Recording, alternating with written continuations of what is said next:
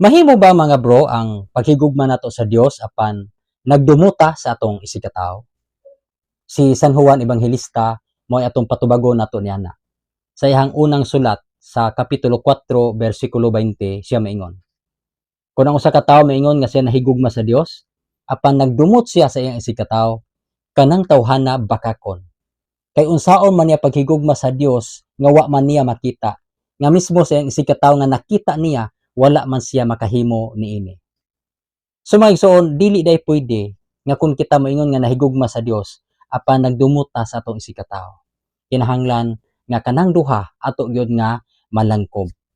Mao kana ang sugo sa atong Ginoong Kristo nga gisulat ni San Mateo sa iyang kapitulo 22 bersikulo 39. Siya maingon. Mao kani ang labing importante nga sugo.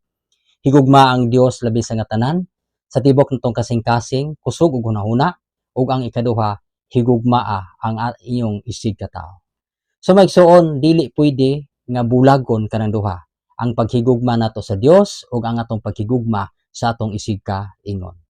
So mao kana ang atong tubag no, sa nindot kaayong pangutana nga dili pwedeng buhagon ang paghigugma sa Dios ug ang paghigugma nato sa atong isigkatawo.